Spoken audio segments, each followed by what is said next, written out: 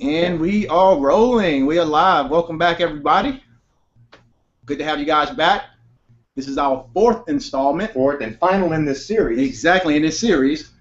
Doesn't mean we're not going to continue to have these, right? Right, but they're not going to be as frequent as they have been, so just be prepared for that, right? We're just kind of trying some things out and see what the response is, and so far it's been pretty good response. Man, it's been great. These 4 weeks have gone by super fast. I know, we were just talking about that, how quick the time went by, and, you know, the feedback that we've gotten from you guys out there has just been tremendous as far as, you know, I'm appreciating the fact that everybody really likes the value that we're bringing in the series. So. Absolutely. We always want to provide that value. And I know Frank hasn't been with us all 4, but he has his third one. Yeah, and I'm glad everybody keeps asking me back.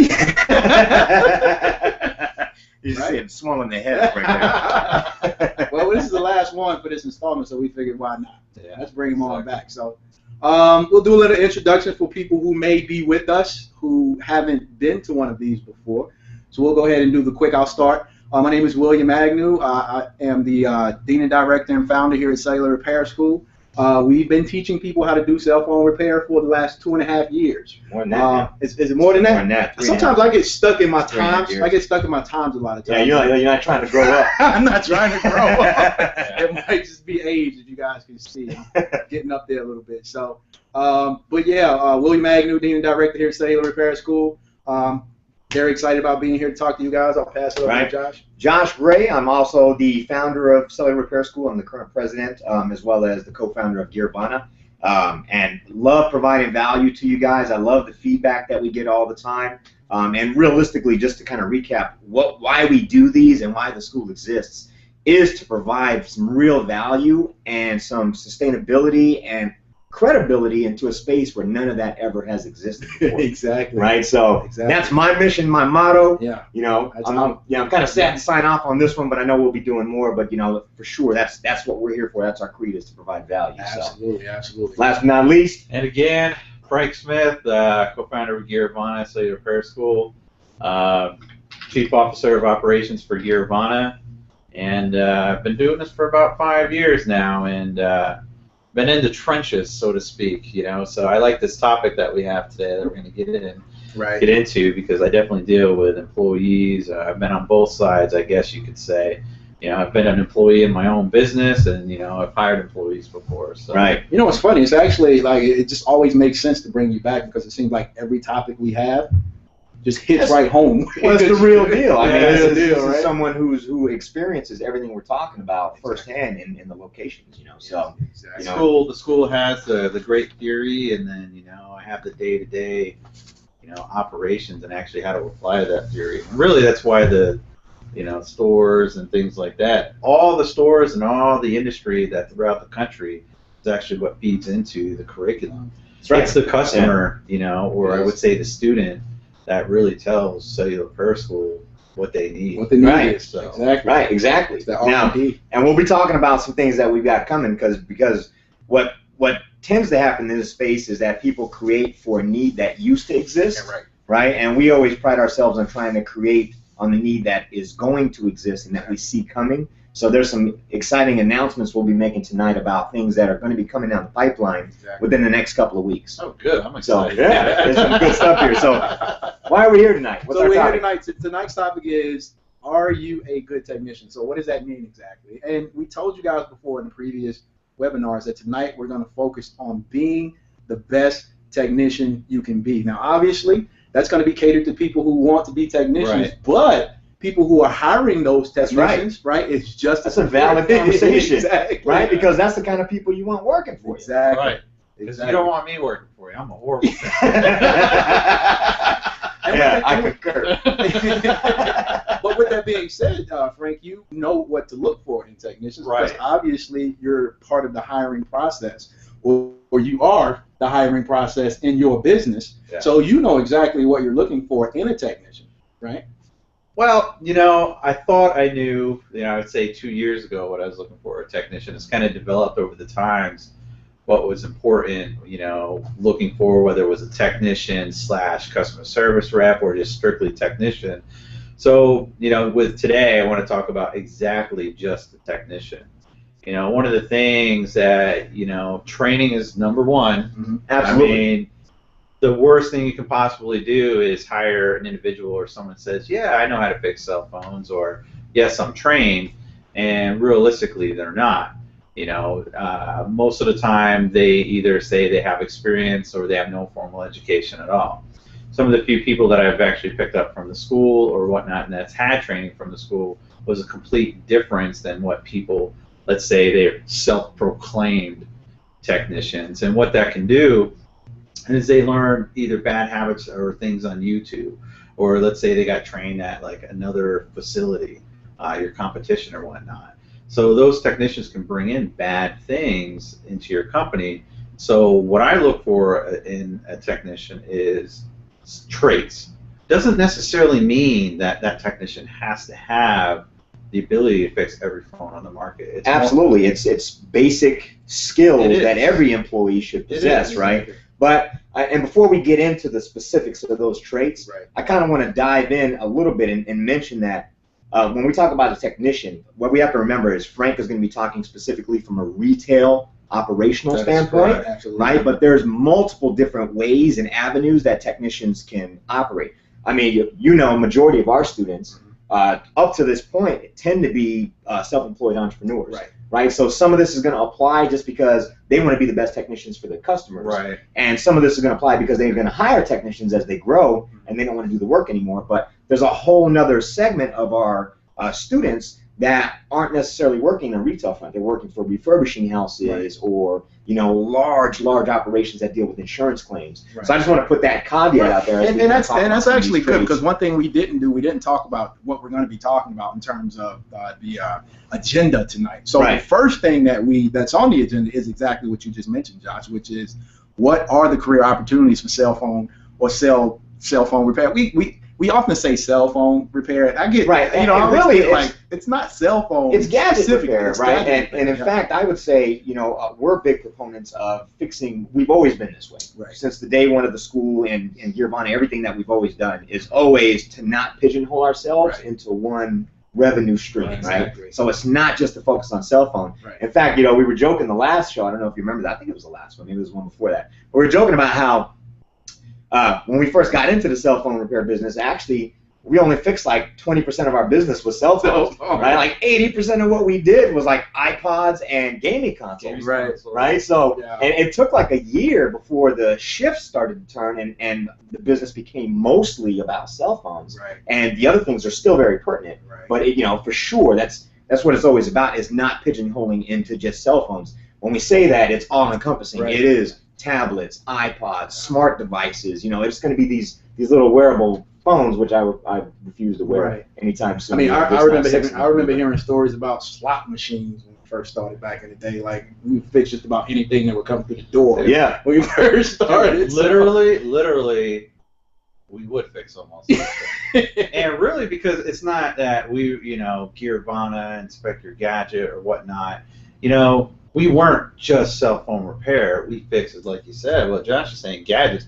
Literally, I fixed, and this is when I was fixing stuff, I fixed a board game. It was like a 1970s rare board game. And all it did was had this tower that just spun some things. And this guy's like, dude, if you can get this working for me, like triples the value.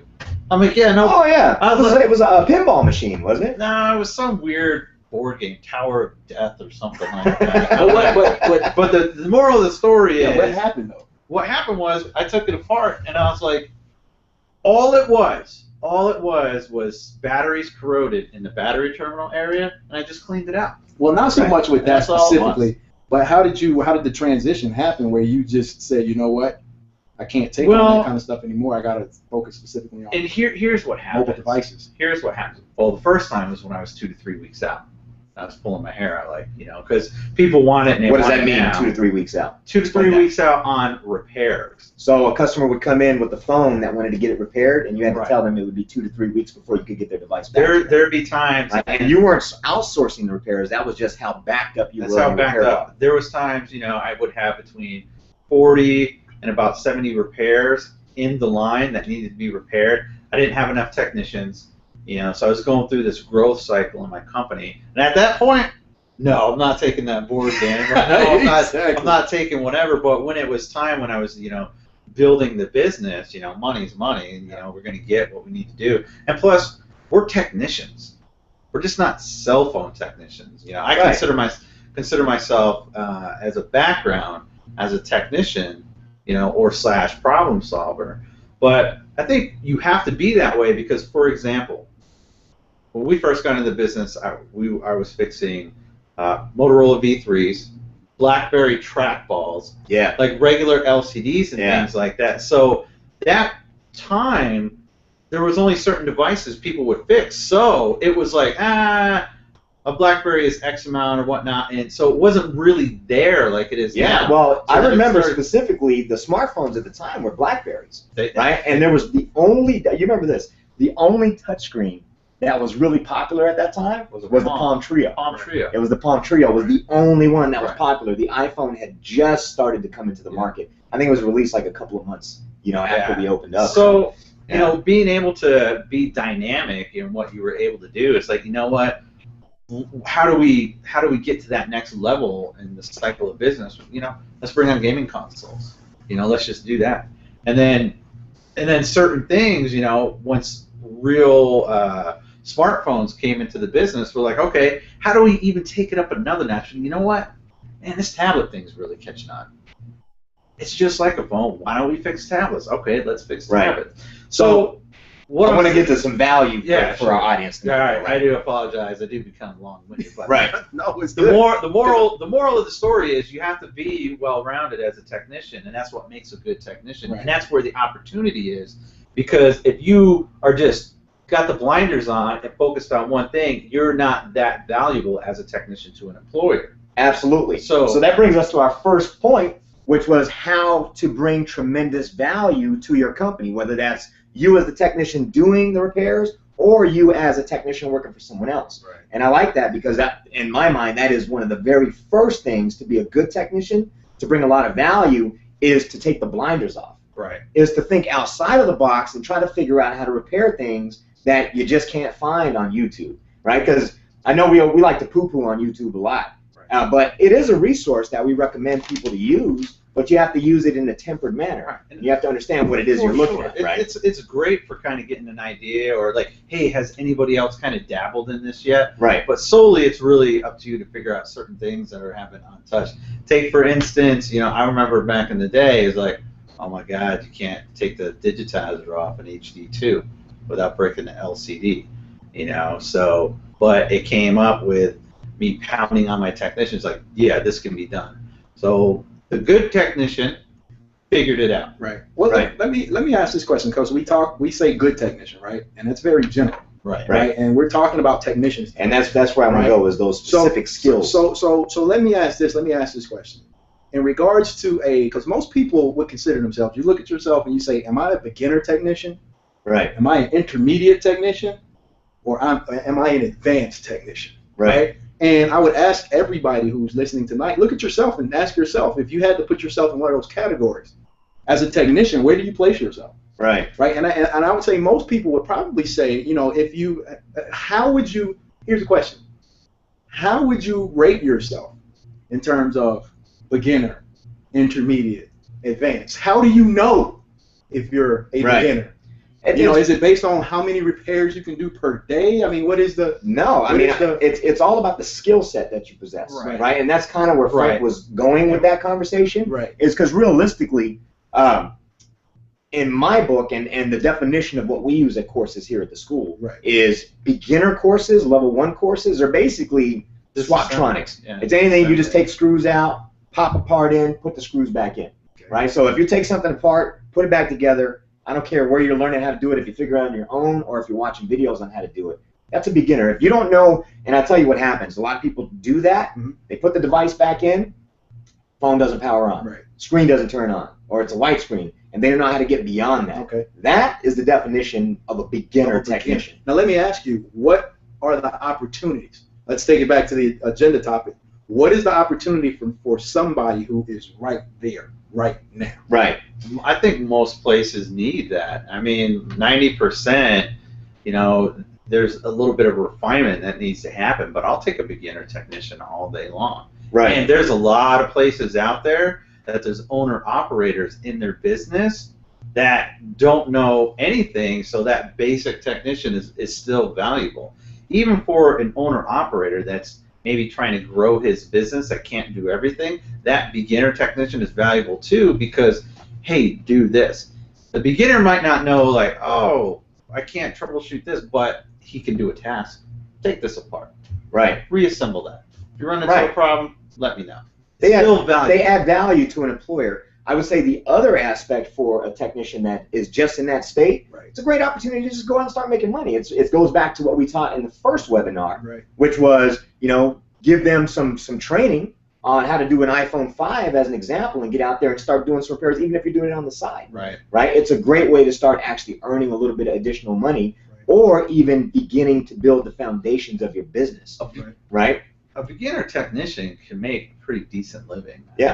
I mean there's a good opportunity there to just learn that basic skill set. I mean, and start making a living and bringing home income for the family or themselves. Well, it's funny that you mentioned income, Frank, because that's a great segue into our next topic, and we didn't finish. Well, it's so because beginner. So, and the reason why I really want to distinctly identify these different levels is because of our next agenda topic. Right, which is salary.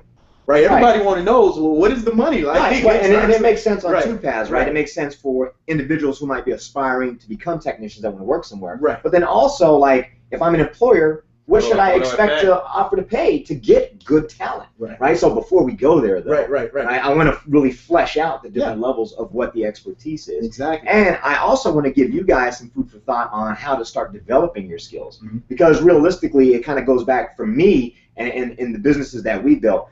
The most important foundational element that separates a level 1, level 2, or level 3 technician is really, it comes down to troubleshooting, which is thought process. Problem solving. It's problem solving, analytical process, right? And I'll dumb it down to an easy example.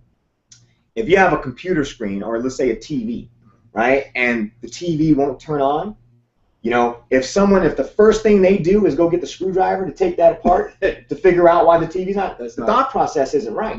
Like, you have to start at basic things. Let me see if it's plugged in. Let me see if the electricity to the outlet's working, right? If the cord is messed up before you ever take it apart. So that's what I'm talking about when I talk about those analytical problem-solving skills. It's really understanding how to the thought process of start here and work my way here before I get the soldering iron out and start melting a bunch of crap on the board that didn't need to be done. Reminds me of a flow chart. Right. Yeah. That's exactly right. If not this, then this. Right. Almost. Exactly. Right. And of course, again, you're going to have things that fall outside of that. Right. But a good technician, one of the essential skills in any good person that calls himself a technical person, is to be able to think that through. And I guarantee you, like, Frank, that's probably, even though you're not a good technician, that's probably one of your strengths that really helps you and your team. That is basically the biggest strong point that I have. I mean, even my advanced technicians come to me to solve issues because just because I can't do a soldering joint or whatever doesn't mean I don't know what needs to be done. And I'd rather have the problem solver around, because people who can solder or people who can disassemble, you can do that all day long. Whether or not they can solve the problems and the issues and continue to push towards a solution, that's very powerful. And most people, I want to say the majority of people, do not have that ability. Right. Yeah, it's the Swaptronic ability where, I just take the screws out, put them back in, now I don't know what to do. It's not working, broken. Right. Throw it away. The other essential skill that I would say is important that makes a really solid technician is the ability to find solutions. Right, and we already defined that as a problem solver, but in my mind, there's two parts to that. Right, there's one part of figuring out how to troubleshoot and your thought process, and then there's the other road that you can go down. That is, well, how can I figure out how to solve problems? Okay, because in this industry, not everything is available. Right, like you're not going to have a part that you might need, and that's the part that needs to be replaced. Right, or you're not going to have the answer that you need in order to make the next step. So having the ability to go out and find solutions and try things and come up with things, to me, those are the two most critical elements that provide tremendous value. And I have to say, like, what I've seen in the industry, from big companies that have hundreds of technicians to retail locations that only working with a few at a time per location, That is like the number one thing that they look for, and that separates someone who comes in making minimum wage versus someone who's worth a lot of money to that company. Right. It's because of that problem-solving ability and the ability to go and think things through properly. Right. So, right. And how valuable is that? I mean, what do you look for when you're hiring? Are you looking for the advanced technician? Are you looking for the intermediate technician? Or you're looking for the beginner technician? And how does that play into your hiring process? Well, I would say that's going to be different for each business cycle that you're in. I don't carry a ton of advanced technicians. There's no need. I rather have intermediate and basic technicians because I only need one advanced technician to 5 of those intermediate and basic technicians, because the advanced technician can help guide those other individuals on where they need to be. That's where I think really the advanced, it does come into soldering and things like that, intermediate, and then advanced would be the very critical soldering. So those are skills that individual needs to possess on top of that really good problem solving. You got anything about surrounding the advanced technician? yeah, I mean, what I would say in his model, Right. that makes sense, That makes sense, right? right. Because he's in a retail model. You're not dealing with, and I know you do a lot of business-to-business repairs, but depending, again, like one of the things we talked about before, it depends on what your business model is. If my model is to go out there and fix phones for you, then I'm going to want to be a better technician than what you have. Of course. Right? Yeah. So that it really depends on how you want to position yourself in your marketplace. For me, I have to say that if I was coming in to be a technician, I don't want to be easily replaceable. Right. Because that's the other part, is if you have 4 or 5 lower level technicians, the more advanced technician is the harder technician to replace. Yeah. So they command the higher salary, right? And there's not as many of them in the marketplace. Right. So for me, if that's the route that I want to go, I want to be the absolute best technically that I could be if I was in those shoes. So let me ask this before we move on, because we got to move on to the next topic. Problem. What does a person do to become the technician they want to become? Right. What is the stepping stone? What is the first step? I want to be an intermediate, advanced technician. He's itching. What is my process? What do I do? I want to say this because I deal with people that in a hiring process say this, well, I'm an advanced technician or whatever. Oh, really? You are, huh? Right. Well, let me see if you're really advanced. So really I think the process is start with the basics, master that, get into the intermediate, which is your introductory soldering and things like that. Once you got the charging ports down and all that basic level soldering, and then once you do that and master that, you get into the advanced. And the advanced is, board level repairs, chip replacements, and things like that. Also, problem solving, troubleshooting skills, things of that nature. But time. You can't become an advanced technician in a month. Right. It just does not happen. Right. I disagree with you a little bit on that. Skill. I disagree with you a bit on that, because I think you could have a technician that comes out of a really solid training program that could run laps around most people. Before you interrupt me, I was going to go in and say, and for me, an advanced or experienced technician, you can learn for sure. We've had individuals that we put through the Cellular Repair School program from start to beginning. Were they an advanced technician? Yes, they were. They had all the skills. They could do what they needed to do, but they just weren't experienced. Right. The development of the problem-solving skills, I think that's what comes along with time. Right. You can learn all the skills that you need to have an advanced technician, but sometimes it's just the problem solving. Right. So what I would say is there's a lot of terminology in the industry around what's called a master technician. Right. And our definition at the school is you can't be a master technician. Mastery comes through time. It comes through But time. you can be an advanced technician in a pretty short time frame Exactly. if you have exposure to a lot of repairs with really solid formal training. We've seen that. And one thing we know through our research is in most other industries, any certification that deems you a master requires Time on job. Right? Yeah. Significant time on job. Significant time on Typically, job. yeah. So, and that's one of the reasons why at our school we don't have anything that's labeled a master technician yeah. program, because it's just anybody who uses common sense. I think it goes back to the analogy we use about cake baking. Right. You're not going to be a master cake baker in 3 weeks, right? Like you could be really good at it. Cake. You can make the hell out of a cake. Yeah. You could be an advanced. I would say you could be an advanced cake baker. You could do more than someone who has no formal training, possibly. Right. Right. But realistically, it's that time of understanding more about how to do what it is that you do, understanding your craft, that creates mastery. Right. So I agree with you. I just wanted to clarify the terminology for everyone out there. Yeah, and I think that's what we kind of get into, the lingo, the jargon that we use, because there's a lot of things that are being thrown around in the industry. Right, and you kind of touched on it, and that's why, like, my job is to always, I try to clarify things, because a lot of times when potential students call us at the school, they're confused about what certain things mean, right? And it kind of goes back to what we need to finish is the different levels of training, right? And what they expect between those different levels. What do you learn? And again, what can I earn, right? What can I learn and what can I earn? Right. You know, because there's tons and tons of confusion. We hear it all the time. All the time. And, you know, it'd be nice to talk about that, but I think we'll save that one for the next webinar, because that's a pretty an in-depth one. That's an in-depth discussion. That's a very in-depth discussion with what you just said, the difference between what you just said, say a 5-day boot camp class of training versus time to be a master at your craft. That's night and day. That's apples and oranges. And I think a lot of people in this industry get that confused. Oh, 100%. Like if I come into your shop and, you know, and I'm interviewing for you, and I deem myself a master technician because I've had a training for 5 days. Yeah, I'm kind of setting myself up for some disappointment. Some disappointment. Yeah, you set everybody up for some disappointment in that situation. All right. Go ahead. Especially if they call for a certain pay and they don't deliver, you're really setting yourself up for failure. Great segue. Because your expectation is here. But your qualification is here.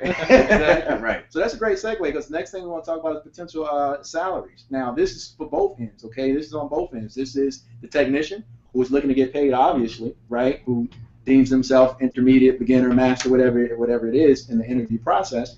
And then there's the person on the other side of the interview process, which is somebody like you, right? Who has to say, okay, this is your value, this is what you're worth, this is what I'm going to offer you. So wherever you lie in that, this is where that conversation is for you guys. So let's talk about that.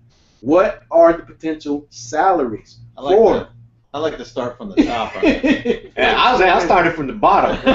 Start from the bottom and work our way up. Now, one thing I will say before we start, when I got into this industry, I could tell, I know for a fact that the salary was very across the board low. Yeah, absolutely. Right, and the industry has definitely changed. So, you know, just wanted to throw that out there right now. And the reason why I want to put the high number, we'll talk about the low, but realistically, I want to congratulate a friend of mine, J Dub, who actually just got a position who's, you know, been involved with the school and things like that. He's got a lot of training, and he's got the advanced skills, but he's mastered them.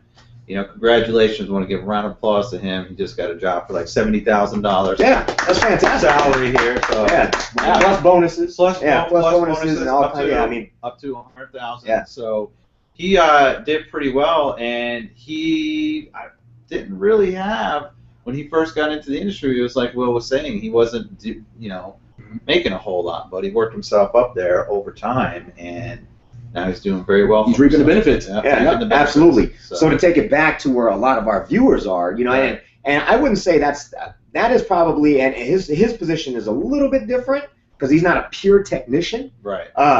But again, this really is going to vary depending on where you work. What your position is. But just like I would say, just like any other industry. But what I have to say is the foundation for a lot of these positions and high-level, mid-level management, executive positions in this industry, you have to have a technical training. You do. You have to understand what you're talking about. You have to be some sort of technician, whether that's basic, advanced, with great troubleshooting skills, whatever. You have to have that skill set. Absolutely. Yeah, absolutely. So to kind of take it back to what we see, and again, I always have to be the one to put the caveats out there. You know, what we say is not, you know, guaranteed or promises or anything like that. Anytime we talk about money. Yeah, exactly. I mean, there's no guarantee or promise of anything that we're going to talk about. I'm just reporting back what I hear through industry that, you know, people that I know. And these are experiences talking about, you know, what we're seeing, business trends, what some of our, you know, some of our students are going out and earning, and some of our friends of ours. So, you know, we're not saying you're going to go out there and make X amount for sure. Yeah. So it's all up to you. A lot of people coming into the business that say they have experience that typically don't.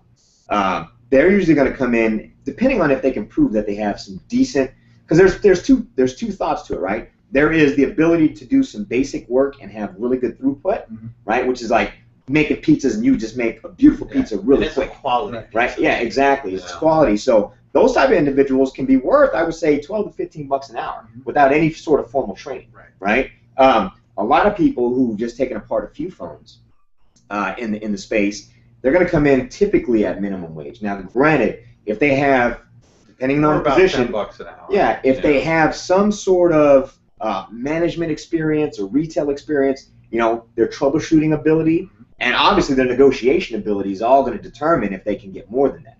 Right. What we are starting to see now is that people who have formal educations are actually being able to demand a little bit more because, one of the pushes that we've been working on is to actually make our certification in the industry mean something. Right. We want people who have some sort of training from us to actually be able to go in the industry, prove that they are good technicians and command top dollar.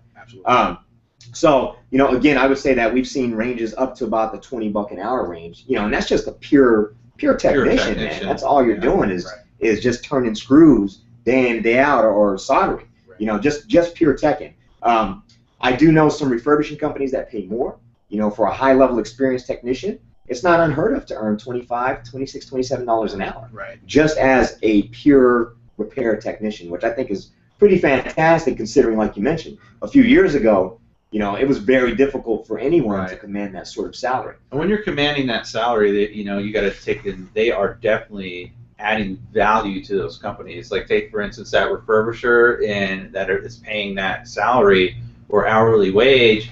The reason why he's doing that company's doing that, is because now that technician is yielding more product for the company, so it makes sense to pay that individual to do that. Exactly. Yeah. So you definitely have to bring value. You can't just say, "Yeah, well, I'm an advanced technician." Right. You have to prove it. Right. And what he was able to do was come into the company, and show the ability to use some troubleshooting skills to actually reduce their non-repairable rate. So they're getting more. When Frank said yielding, for those of you who don't understand our terminology industry, that's just that they're able to get more phones out now because of the abilities that he brought, and he's actually been training some staff on how to do things that he's been doing, that he knows how to do. So that's creating tremendous value for that refurbishing company. Tremendous value. Which is kind of our next agenda topic, is understanding your value. Right. As a technician. So that feeds right into what. Yeah. Yeah, absolutely. And obviously, using some sort of skill set to bring value, to increase the your company, and again, we're using employers specifically, but this is even for your own company, guys. I want you guys to think about it in this way, right? Because there's always, no matter how great a company seems, or no matter how great you might have thought your business plan out, there's always something that could be improved, right? So, having the ability to see opportunity when you're working somewhere or in your own business to improve things, and being able to strike on that, or at least communicate that to someone, so you can work collectively to come up with solutions, adds tremendous value, not only to your own life, but to the life of your employer or your business, right? Frank, what are some of the things, and I'd like to take back to you, because obviously, you hire a lot of technicians constantly, so what are some things that you look for in there, I would say even beginning technicians, in ways that they can add value? How can they add value to your organization? And let me ask, even because you're obviously going to speak from the retail perspective, right? And we know it's more than just the retail perspective, but also in that ad, how culture plays a part into your decision as far and that's a good point. And technical skills. Yeah, that's a good point. I mean, really, I think a lot of the people kind of associate with the retail. That's why I tend to focus on that. Obviously, I'm in the retail as well. That makes sense. For a basic technician, I like to see, this is just for my own, the way I do businesses. I don't like to get a technician that's actually worked somewhere else. I do and I don't.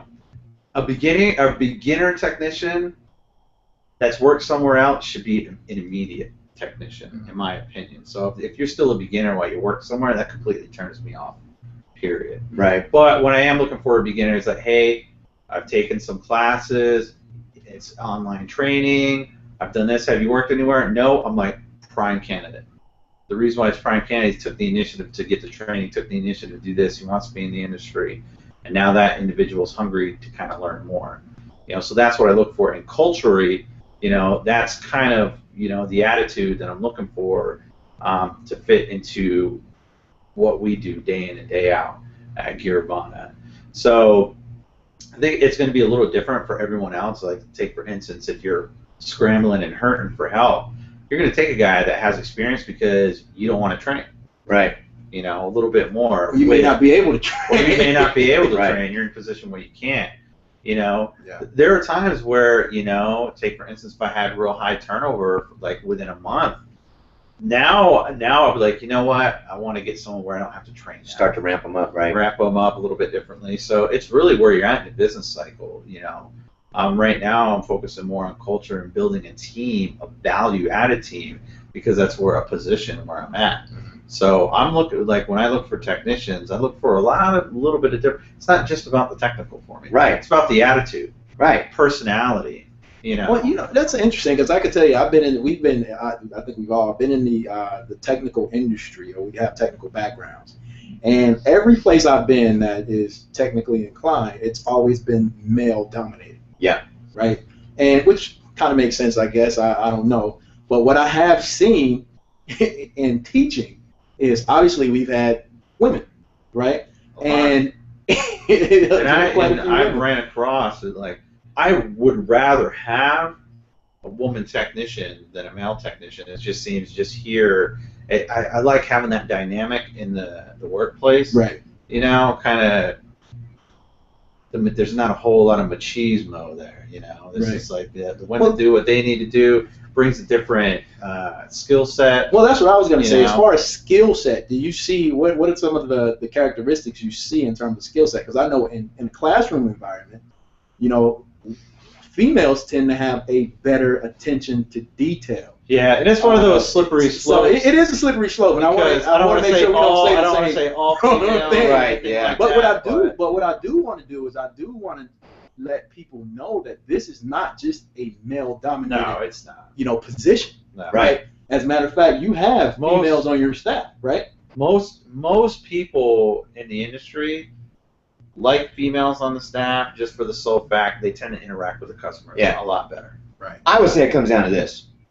We're looking for good people. Yeah, we are. Whether they're male, female, purple, yellow, Absolutely. it doesn't matter, right? You're looking for people who can add value to your organization. Absolutely. Whether it's your company or whether you're looking to fit into someone else's company. That's where, and I think that's the bottom line But of what it the is. biggest thing I want people to understand, though, is I want, especially women who may be watching, don't just think that this is a male-dominated field and there's no opportunity Yeah. for you guys to participate. I mean, in it is a being- male-dominated It field. is, But to me, that shows an opportunity It shows an to opportunity. come in and do something different. You have right? an advantage. You almost have an advantage. So Yeah, it's one absolutely. of those things. So don't be afraid of that. But it is like you said, Josh. You're looking for the best person across the board. Right, and I like where Frank was kind of going with that, because it drives home the point of what we're talking about, Right. though, of how technical is so important. It is the foundation, Right. but you notice that he didn't put all his weight into the technical, right? I mean, if you can prove, it's funny because it works the same way, right? Once you can prove to me that you have the technical, let's get past that. Right. Now let me see if I like you. Right. Now let me see if you fit into my culture. Right. See if you get along with my team, Right. right? Because you can have someone who's just a pain in the butt Right. to work with, and Let me see if you get along with my customers. yeah, exactly, right? You get 2 complaints, and that's it's not working out. This relationship isn't working. Why is there 2 bad reviews with your name on it? Right. Yeah, that's an issue, right? So what do you guys see? Future. Let's last topic. Let's kind of sum it up like this. What is the future of the repair technician? From today here on out, we kind of talked about where it is now, right? $20 an hour, anywhere from $10 an hour to $20 an hour, opportunity to work for yourself or somebody else.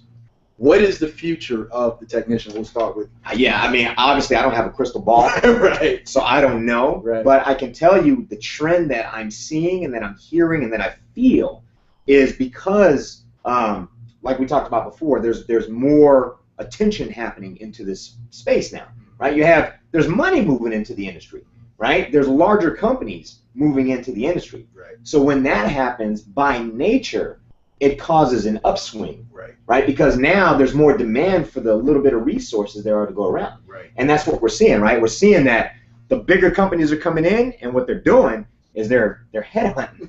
Right. They're headhunting the small guys Right. to steal their valuable staff, and they're offering them great packages. Right. You know, really beneficial pay, you know, vacation and, you know, health benefits and all this stuff. You know, and why I'm excited about that is because it shows that we're turning into a real industry, right? For a long time, this has been an opportunistic space, right? But now it's turning into a real industry, and I see it, hopefully over the next 3 to 4 years, I see it starting to mimic something of like a manufacturing industry, electronics manufacturing industry, right? Where you have assemblers and you have, you know, troubleshooters, and they're really well paid, well valued assets to the company. Now, with that said, how should opportunistic people feel? How should your entrepreneurs feel about that? Right. That evolution. Right. Should they be nervous? Should they be? I say this, and here's how it is, right? You either embrace the change or you get crushed by it. Right. Right. So, in my opinion, in my mind, I wouldn't feel challenged by it at all. Right. I like challenges. Right. That's, to me, that shows an opportunity. So what I would try to do is maneuver myself to be at the forefront of that.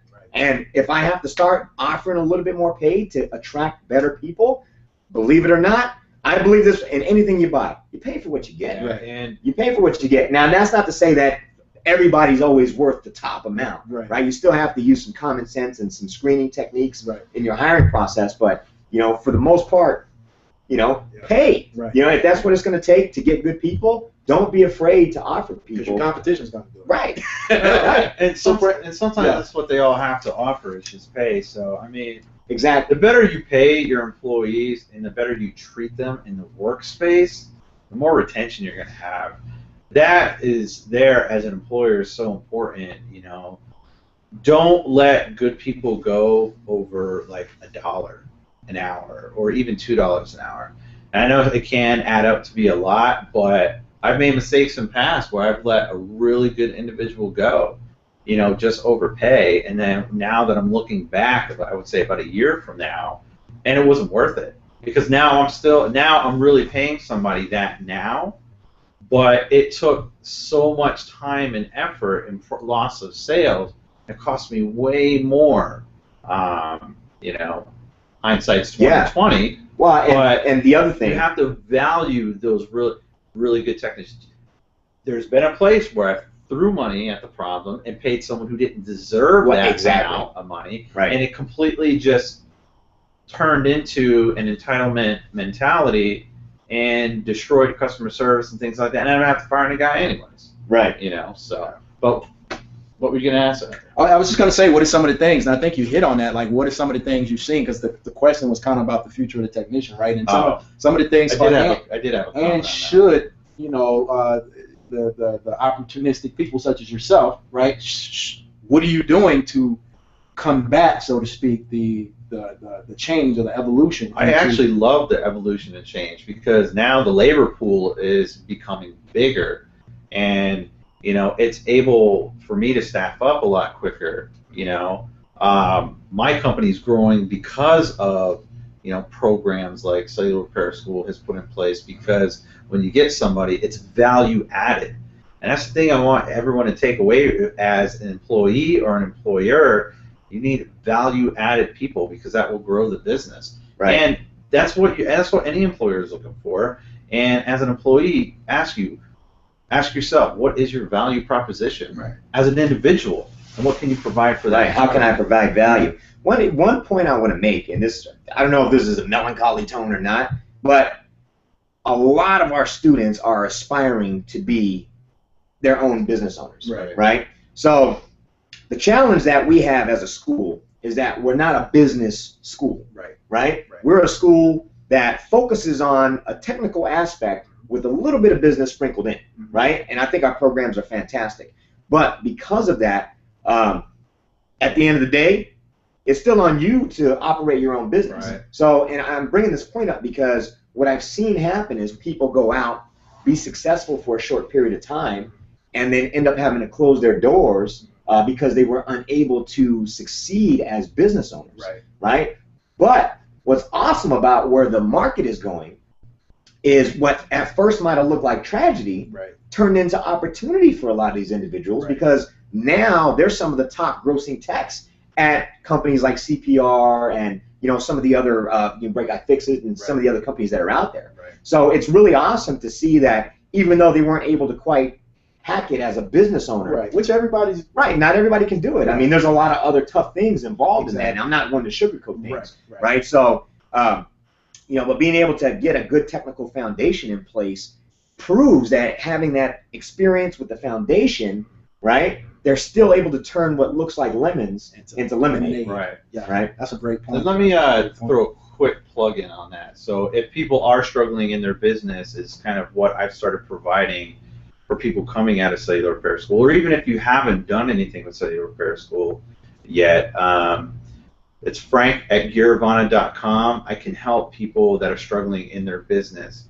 I've been doing it for quite some time now, and I take only so many per month, and that's what we're starting to see. Cellular Repair School is not doing that as a school, but I'm actually providing that service for everybody here individually, Gearvana, as consultation for people. So if that's something that you guys want, again, we'll probably throw up the link here, frank@gearvana.com. I can help you out with that.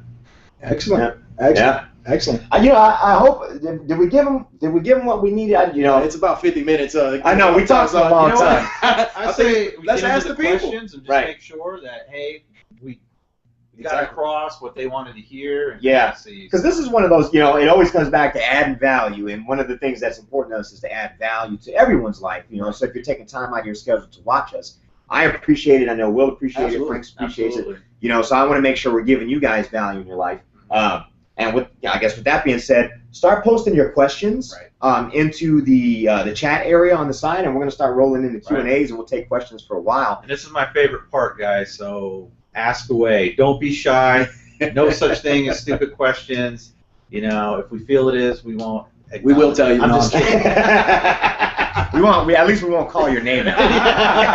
We just won't read your question. But no, there really isn't, because we know everyone's at a different level. So even though we talked about some high-level things, if you're just getting in or don't even know where to go with this type of training, ask away, because everything's relevant. One thing I wanted to mention, we mentioned it last week, but for those of you who are in the employer or employee market, if you're looking for someone to hire, or if you're looking for a potential job, well, we just teamed up with smarttechjobs.com. It's a new job board specifically for the cell phone repair and gadget repair industry, and it's just really cool. There's no cost to post your resume on there, so you can have it on there to just and update it. It's kind of like it'll pull in your LinkedIn information. Yeah, I've used it. Well, anything free I'll use. But I used it. Did you posted a job up there? Posted a job up there, and I've gotten a lot of pretty good applicants, so take the time to do it. It's free, guys. Yeah, I mean, and you don't have to post your resume if you're a silent person, but we see that it's a pretty good opportunity, because then you let people like Frank and these guys look at your resumes and headhunt you if they're looking for a particular position. Yeah. And then as an employer, it's a no-cost thing to do, so it doesn't hurt to put it up there. And we're going to push it. We're going to push it to all of our students. We're going to push it to as many people as we can, because these are the kind of things that we need, guys. And if you're thinking about getting into your own business, believe me, these are the things that we need in our industry to help us as business owners so we can succeed. It makes it easier to find qualified people instead of having to waste a lot of time and money on places where you're just going to kind of spitball and not really get the. Or you might find somebody that's been on there quite a few times, and another employer that's on there, like, hey, stay away from this.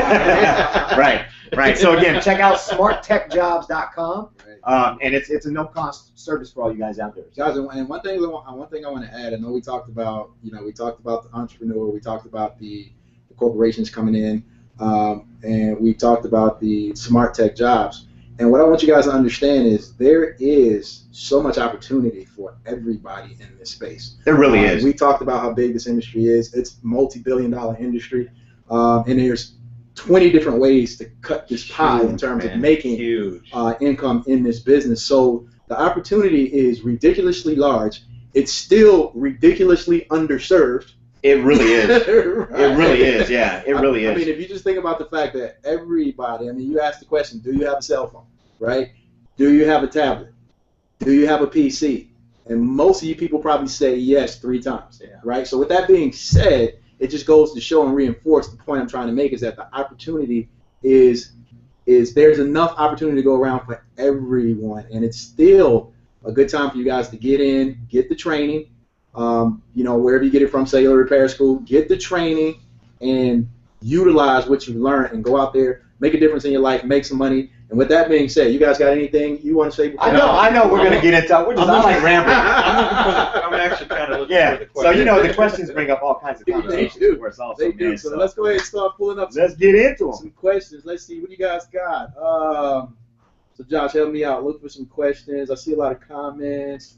Just say we got people on here. Good. Hey, shout out to Matthew. I think someone was asking about the Cellular Repair School magazine, right? So, exactly. Matthew went out there and shared the link to the magazine that we do have available. It's no cost to you guys. Right. And what are we putting that out? Is that a quarterly magazine? That is it's a bi-monthly magazine. So, so every other month. Every other month we'll have a new magazine coming out. Again, a lot of these things that you guys see, there's information that's only in that particular thing. That's right. So information you might find on we want Facebook. You guys to have a relationship with us. Exactly. Information, if you guys aren't on Facebook, go like us on Facebook. YouTube, go like us on YouTube. You need audio, what do we call them, podcasts. Right. Got podcasts out there. We have the webinars, obviously, we can learn from. We try to put this training everywhere so you guys have access to it, and we put different things in different places. So it's almost like a hunt for information. It is, yeah. It's an Easter egg hunt for jewels, right? But we want you to go out there and get all of that stuff, guys. So, yes.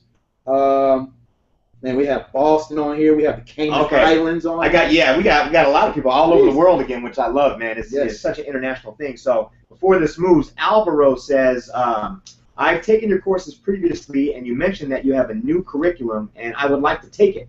When will those classes be available? So I appreciate you bringing up the question, Alvaro. I'm not going to be too long-winded on this. And yes, we do. In fact, our new course curriculum is going to be available starting July. So look for it. It'll be posted up actually on our website at the end of this week.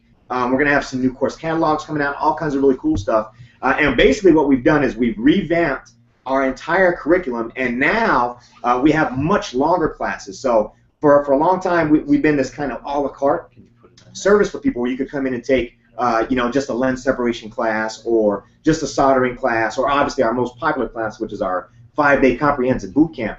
So we're still going to have the boot camp class available, but in addition to that, we're going to have classes that are specifically focused on the different levels that people want to attain in the industry. So there's going to be a level 1 class, there'll be a level 2 class, there'll be a level 3 class, which are all 40 clock hours each, and they're going to encompass a lot of different things. So like the level 1 class is going to include tablet training, it'll include obviously multiple different types of cell phones, and the reason being is because our goal at the school is to create the best technically strong individuals that we can in the industry. And what we've realized through feedback and just understanding what the industry struggles are is that there just isn't enough time. Right. So our job is to make sure that you leave here truly prepared and confident to do what you need to do. Absolutely. So that's why our classes are going to look longer as far as the level 1 goes. The level 2 course is going to be very similar, but it's going to include the lens separation and some more soldering things. So there's going to be, look for details. We're going to be sending out information on that. In fact, we'll probably be having a webinar on that in the next several weeks. But I got a little long-winded, but just to let you know, Alvaro, July 1st, right. Look for those classes. You will see them on the calendar by the end of the week. And I just want to reinforce the benefit of extending that time is that when you go out, especially you technicians, when you go out and you're competing against another guy in the job market, right, it's going to be apples and oranges, night and day, between that guy who you're competing with, who went to a 5-day course, right, for the technical expertise, and a guy who's gone through this course that we're actually creating with in mind what we started with is how to create, like Josh said, the best technician, right, and that incorporates time. And exposure to a lot of different devices and workmanship. You're going to be night and day different. Right? So, yeah, I mean, the classes, that's a whole nother level of class difficulty as well, but the focus being to make sure that everybody who leaves here is truly prepared and excited to go out and add value to an employer or to their business. Your employer's going to So see you got I got a question. Tony, I took a boot camp cell phone course. He put in quotes, no support. Right. Do you recommend this course? The course I took was not online. Sadly, I didn't receive any support after I completed the course. You want to answer? Well, that here's what I would say, Tony. If you're looking for support, Cellular Repair School does have a very good support system. You can actually call in. You could even buy the online product. You don't have to go to the class or whatnot. So if you got some training or whatnot, obviously you're going to get more. We have that in July. We actually have level 1, level 2, level 3. That's actually going to be about a week long, so it is more extensive. So you may not need as much support, but if you do need support ASAP right now, get the online training. You automatically get free support where you can call in and talk to technicians. That's my I didn't even hear the question. My recommendation for what you need. It's because Tony Boothroyd. But that's really the thing that you're going to have to do. You can lean on us. Right. Even if once you become a student as well, what happens is even if you can't fix it on site, going with the technical support, you can go through. You can go through and do. You can send it into Gearvana as well for some reason. Right. And Tony, I'll add this too as far as support. We understand here at Cellular Repair School. What we do understand is that you're not going to get all your questions answered in class because you're going to have questions after you leave class. That's right. Right, because you're not going to know everything you need to ask. So what we did a long time ago, especially for people who attend on site, we created an online course that Frank was talking about.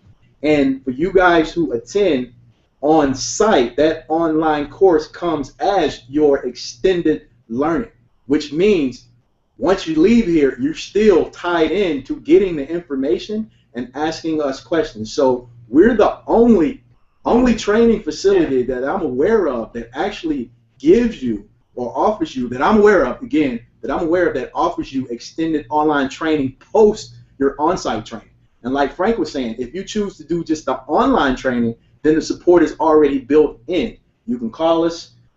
Frank actually a lot of my technicians, also my staff, help out with that. So right. There's people with experience. So you get people who do this day in and day out. Yeah, for the technical calls, and of course for the business calls, if you need support, the option is always there to call. And then obviously Frank has his coaching program. There was an email too. How do you spell it? It's Frank, and it's GearVana.com. Frank at Gearvana.com. A lighthearted one. Matthew said, "Does William wax his head?" Is it shining? It's probably shining. He's got a little hair on there. Like I'm saying, I hate to groom myself too much. From selfproclaimed@gmail.com. Hey Frank, do your texts also ring up customers, take payments, answer calls? Also, once you train someone who is a newbie, do you make them sign non-compete and confidentiality agreements? I do, and I mean, realistically though, the non-competes and things like that, if they want to go out, it's whether you want to uphold that. Some states don't even recognize non-competes, so you got to take a look to see where you're at. But to answer the questions, I have not all my technicians answers calls. So typically how I run my business, I have an advanced technician who does nothing but repairs. That's all he does. And then I have a bunch of other people, about 4 to 7 people, that will do customer service and things of that nature. So, I could rotate them. I could have one person doing repairs, and then one day does calls. I have a manager that does basic. He's only a basic technician, but he manages the store, has good problem-solving skills. He pretty much deals with all the customer service and making sure everything goes well, but at the same time, making sure all the technicians are doing what they need to do. So I do not. Sometimes in your business cycle, you have to have your technicians answer calls and do repairs and ring up customers. Sometimes they have to do it all. Yeah, but if you can get away from it and start separating it out, in my opinion, that's the way to go. Yeah, and back on the non-compete, realistically, confidentiality agreements, you should get those in place and there's a couple of things that you want to make sure.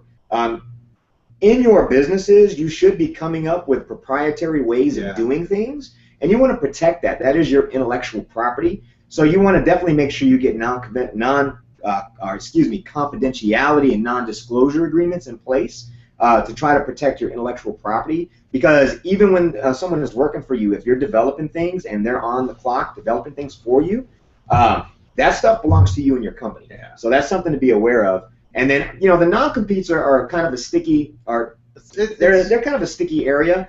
Yeah. Realistically, it's going to be hard for us because I'll tell you one thing that we do not endorse is trying to prohibit someone from being upwardly mobile, and being able to chase opportunities. Right. So, but obviously what you don't want is you don't want headhunters coming in, headhunting your guys, I have a and comment on taking that people. too. So, I have a comment on that, and I think sometimes when people ask that question, they're always so afraid of either number one being held hostage by the technicians, number two people just jumping ship constantly, and if that's constantly happening in your business, then you have to ask yourself, what value are you really providing to your employees? Where you're creating that environment where that's happening.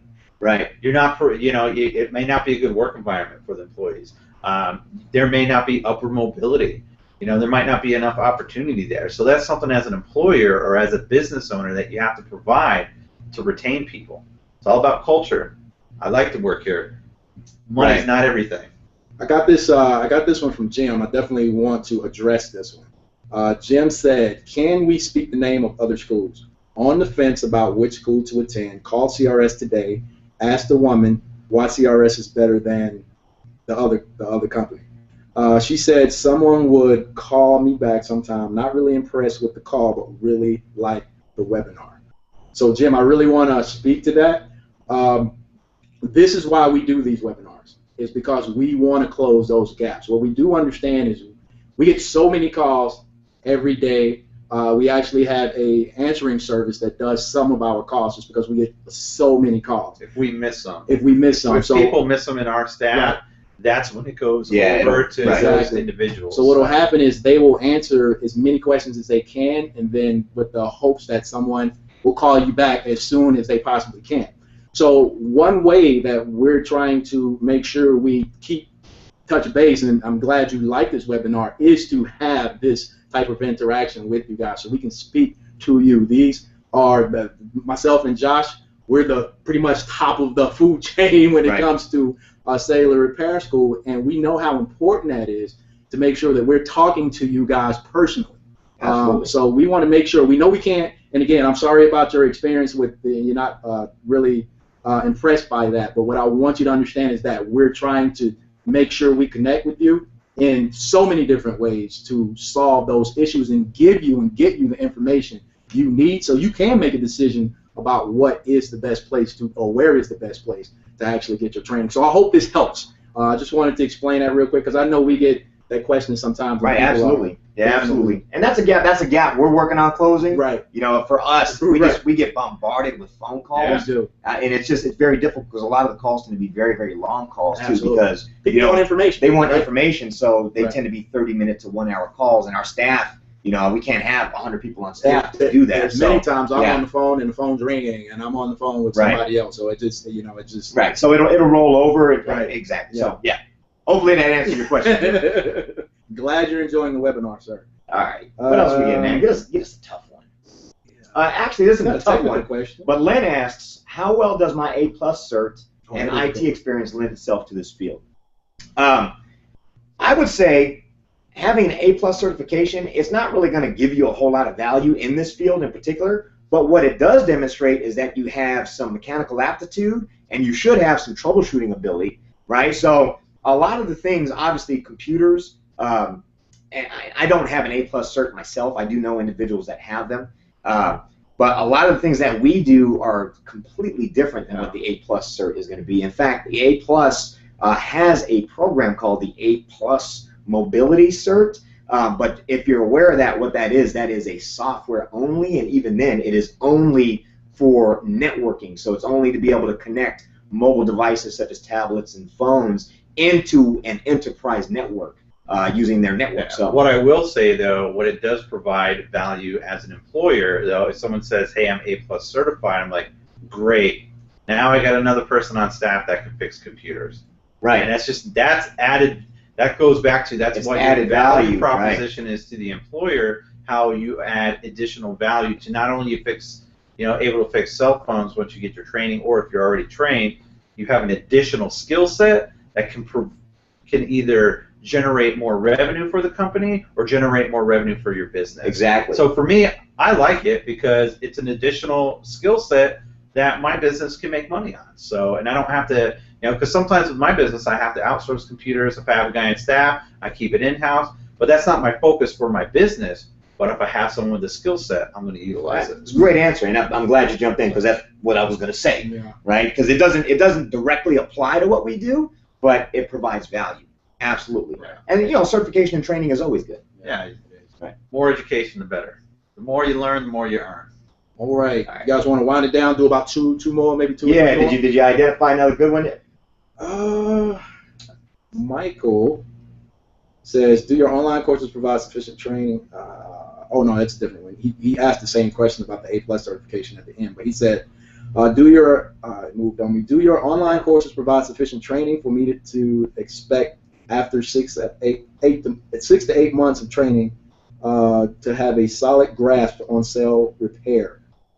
Interested in starting my own side business, and how well does my A+ cert?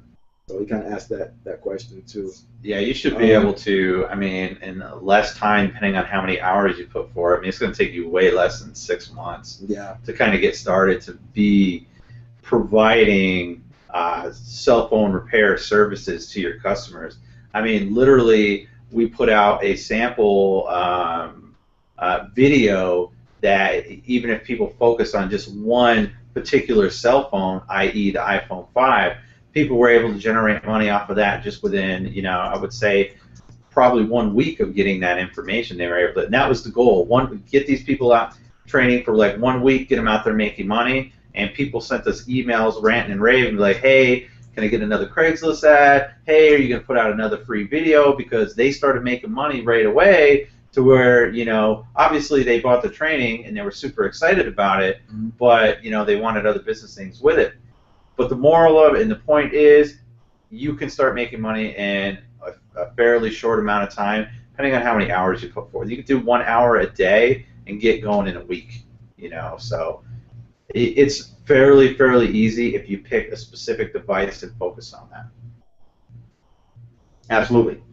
Any other ones? Any other good ones in there, Will? I'm seeing some pretty good ones. I'm gonna call them out here. Really informative. Thanks. Hope to be training soon. That's Michael Cusick. Stevie P. You guys need to do a boot camp. Road show. It's not a bad idea actually. And wow. You know how difficult that'd be. So Jim said, unfortunately, I cannot get this kind of interaction with any other company. Can you compare your company with the others and give me the advantages of choosing you over them? Also, do you have more locations than Arizona? I'm going to give the biggest one out there. I forget who asked the first question about the support. That is one of the biggest separators that Cellular Repair School has to offer than any other school. The other one is we're the only school that actually uses technology to help you train as an either you can use that online product for training at home, or if you come to the campus, that's more extensive training. It's over 90 hours worth of training, and it's something that we continuously, constantly put out there. Right. The other thing is too, we have a community here.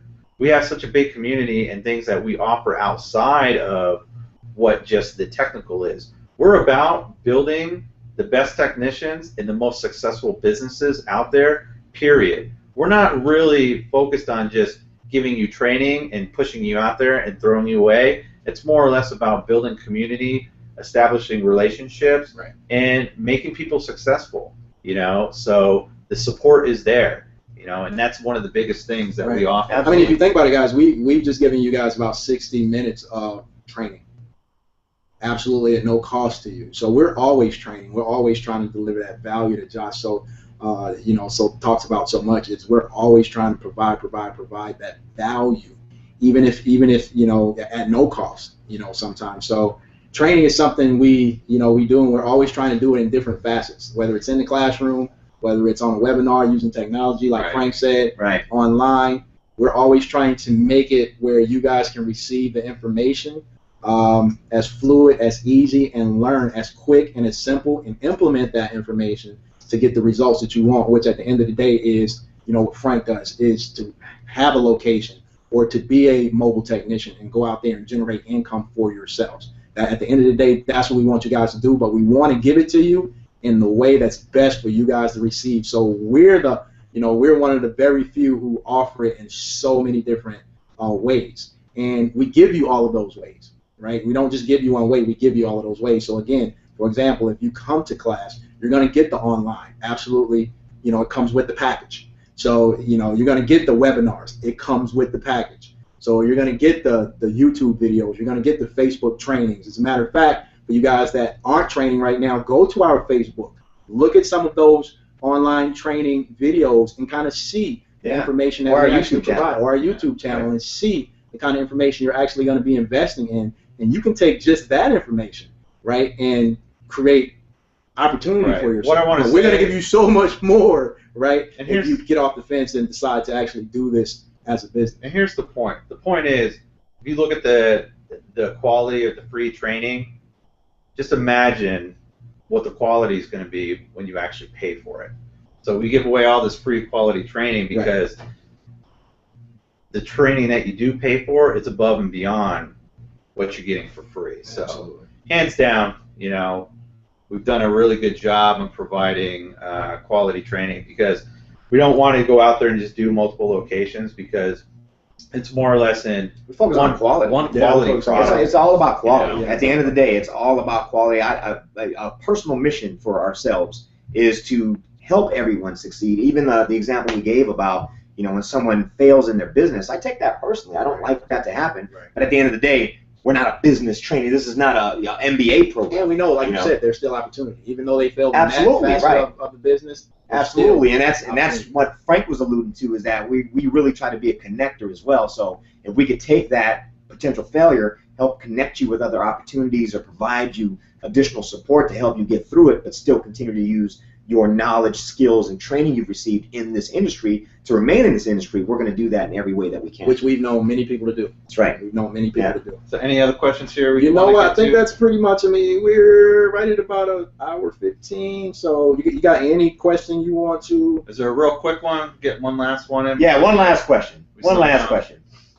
I had seen one that was technical, actually. I guess we could take this one. I don't remember where it was. It slid down on me. Galaxy. It was a Galaxy 2, yeah. Someone was asking, do you have problems with Galaxy Note 2 lens replacements, just the glass-only replacements? You know, I don't have problems with them, but with a technician here, I guess what they can say, the surface area is a lot larger. So if you're not, here's a little trick, okay? Sometimes what people use, obviously you need a heat plate. If you don't have a heat plate, get a heat plate. Doing this with a hot air station without a heat plate, you're just shooting yourself in the foot. Heat plate it first, do the hot air station. You can use an Isesimo tool. We provide those as well. Or sometimes people take a laminated business card or an old credit card or whatnot and use that to get it out. But the problem is you're not getting probably the glue hot enough to where when you're pulling on one side, it's pulling up on the other and there's not enough give. So try different tools such as, Isesimo, laminated card, or, you know, let's say a credit card or whatnot. So those seem to work, and once we've done that, we've had no problems. So right. Yeah, I'm not exactly sure what they were questioning about, but I think that's a really great start. Right. And again, that's what we cover in our lens separation training, which is now going to be in our level 2 program rolling out in July. Exactly. So you guys be on the lookout for all of that. Anything you want to end it with today? I do. If you guys are currently members for the online and you do have more questions like that, feel free to call the technical support, because the staff is more than happy to kind of answer those questions. That's right. Or post your questions in the forum. If you're online students now, make sure you use the forums for that stuff. I want to make sure there's always a lot of interaction going on in the forums, but if you are a student, make sure you're posting that sort of stuff in the forum so our staff can actually help answer those questions for you and help you figure out how to solve that problem. Absolutely. And again, we're all here to make people successful, so don't be afraid to shoot webinar ideas to us. Support. If you just want to talk about certain things, you know, just because you call or send an email, I'll still answer questions for people, you know, just to kind of help them get along. So we're all here to help and kind of make you guys successful. And guys, and you I can wanna shoot kinda sign those. off with that. You can shoot those Webinar ideas? webinar ideas. Is it sales or support? Support. Support at cellularrepairschool.com. Again, that's support at cellularrepairschool.com. Shoot us webinar ideas. We're not going to be doing them every week like we've been doing them. We're going to do them bi-weekly, so that's twice a month. But make sure that you stay either on our list, check our Facebook, check our YouTube to keep up with when those scheduled webinars are going to be. All right, and if you're on that list, you're not going to miss it. You're not going to miss them. Yeah, make sure you like us on Facebook and our social channels. You know, don't want to miss this stuff. And Twitter as well. Social's big. I know a lot of people that, you know, social's big because it allows you to interact, not just with us, but you get to see what's going on with everybody else who's posting and doing things like that. So it's huge, especially in this space with sharing information, which is what Frank kind of talked about. So that's all I have. Josh, you got anything you want to say? No, I'm just saying, man, I'm glad we took the time out to do this series over the last month. I've really enjoyed it. Hopefully everybody continues to get value out of it when we post the replays up. Right. And I'm actually looking forward to doing more of these. You know, again, send us your ideas. There's no topic that we're afraid of. So send us any idea you have. Right. And obviously, I think we're going to work on getting a voting system in place for webinar ideas. Right. So you guys can actually post up ideas and we'll take votes and then we'll make those into shows, but that's coming down the road. But in the meantime, we're going to aggregate those and we'll use the most popular requests to create show topic ideas for you guys. And we'll always have Q&As available. So I really enjoyed it, man. Enjoyed hanging out with you guys. I always like hanging out with you guys. I love the questions, so, you know, keep them coming, guys. Yeah. Again, we will hang around a little bit after we're done broadcasting tonight to answer your questions, so don't be afraid to send us some messages in the chat or post your questions, and we will take probably another 20 minutes or so to go through and try to answer as many questions as we can. All right, guys. That's all I got, man. All right, guys. All right. Signing off from Cellular Repair School, Willie Magno. Joshua Gray. Frank. And we'll see you guys. See you guys in the next one. Be good.